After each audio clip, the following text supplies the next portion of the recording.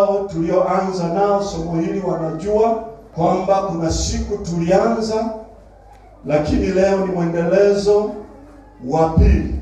Ni miongoni mwa masomo ambayo katika nyakati hizi hayafurahiwi sana na watu. Masomo yanayopendwa na watu miaka hii ni kubarikiwa, kuinuliwa. Mambo mengi yanaelezwa, na hayo ndio yanapendeka sana kwa watu. Lakini ina faida gani ukapata pesa lakini shetani akakuangusha? Hakuna faida. Bado tuna umuhimu wa kujifunza habari ya mambo ya rohoni, ili siku moja tushinda ulimwengu, lakini pia tufike mbinguni. Kipengele ambacho nataka tuendelee nacho sasa, kuna vipengele vichache vilivyopita, lakini kuna kipengele kinachofuata sasa. Kipengele cha 4 kinasema matokeo ya kujazwa Roho Mtakatifu ni kusikia kwa ndani.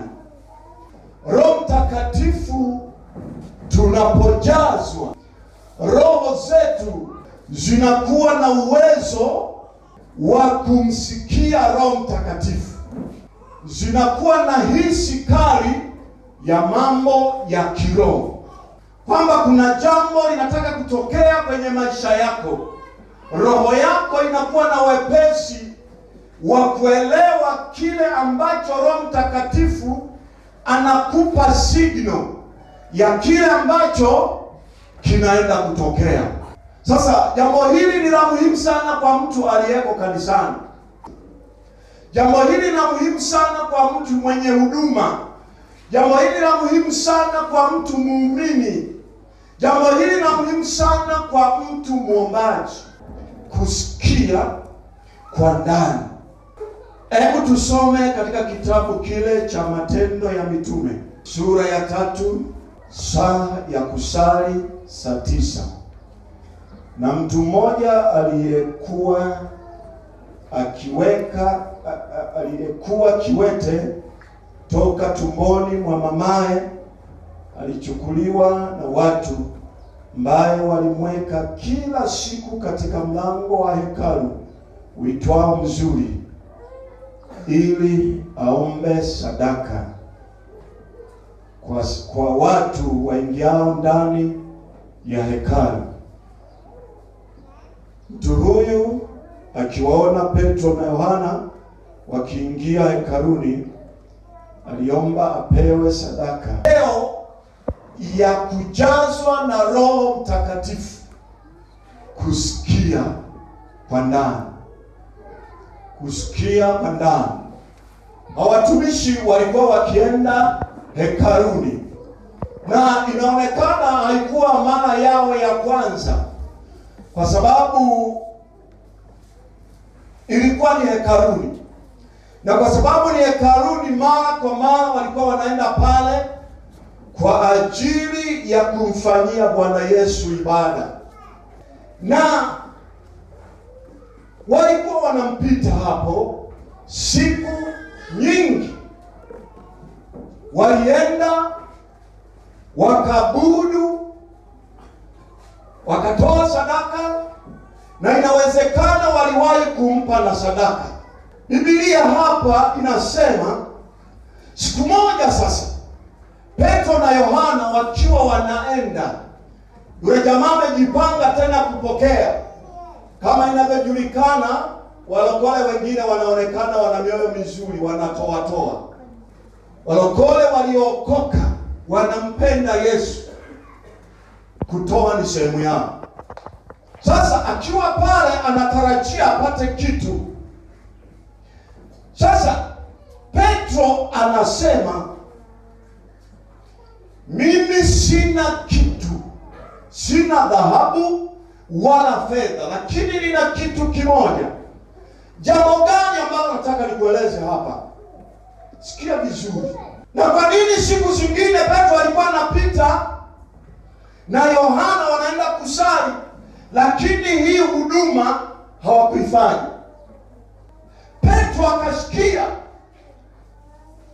na sauti ya Roho Mtakatifu inapotokea kwa mtu, wengine hawezi kusikia. Sasa Petro akasikia. Tukijaa Roho Mtakatifu, kuna vitu tunasikia. Kwenye ulimwengu wa roho huwa kuna sauti zipo, na sauti hizo haziwezi kusikika na watu, isipokuwa roho yako inasikia. Kama umejazwa na Roho Mtakatifu, inasikia na inaelewa. Kwenye akili hupati matunda, lakini ndani kuna uhakika. Na ndio maana Petro wakati anaisikia hiyo sauti, inawezekana kwenye moyo wake na kwenye akili yake hapakuwa na matokeo, lakini ndani anaona, ana uhakika kwamba leo huyu mtu anatakiwa asimame. Na ndio maana alijaa ujasiri.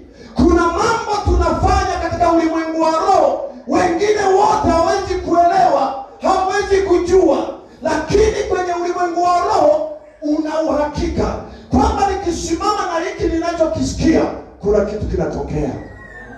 Kwa hiyo ghafla Petro akaondoka, akamkuta yule jamaa, naye ametazama, anahitaji vitu. Lakini Petro anajua leo ni siku ya mwisho wewe kuwa kiwete. Bwana amesema na mimi leo kwamba unatembea. Na yule jamaa hakuhitaji msaada wa maombi, maana alikuwa anataka fedha, lakini aliyesikia Roho Mtakatifu alikuwa ni Petro. Akamwendea akamwambia ya kwamba uwete yatosha. Sasa leo Bwana anakusimamisha kwa ujasiri wa Roho Mtakatifu. Alichokisikia Petro, akamwendea yule ndugu, akamshika mkono, akamwambia simama uende, uwete imetosha. Alisikia. Kwa hiyo Roho Mtakatifu anapoingia ndani, kuna mambo anazaa. Kuna mambo anazaa. Yaani ile roho yako inakuwa na uwezo wa kuelewa sauti za ulimwengu wa roho, kwamba kuna kitu kinakuja mbele. Wewe unapata taarifa ndani yako, kunakuwa na signal kwamba kuna hatari mbele. Hata kama macho hayaoni, akili haikubali, lakini ndani unaona kuna hatari hapo mbele. Na kuna mambo ambayo unaweza ukawashirikisha watu hawaelewi, lakini Roho Mtakatifu akiwa ndani, kuna kitu kinasema na unaelewa. Jina la Bwana Yesu libarikiwe sana. Jamani, Yesu wa mbinguni asifiwe sana. Asifiwe tena Mwokozi. Tamani kujaa Roho Mtakatifu, uanze kusikia habari ya mambo ya mbinguni. Utamjua shetani na hila zake ikiwa tu unazijua sauti za rohoni. Na wakati mwingine tunaanzisha mapambano ya nje, na wakati mwingine kuna mambo hayana matokeo, tunalazimisha vitu kwa nguvu, kwa akili, kwa sababu hatujasikia sauti ya Roho Mtakatifu. Na bahati nzuri Roho Mtakatifu huwa hakosei.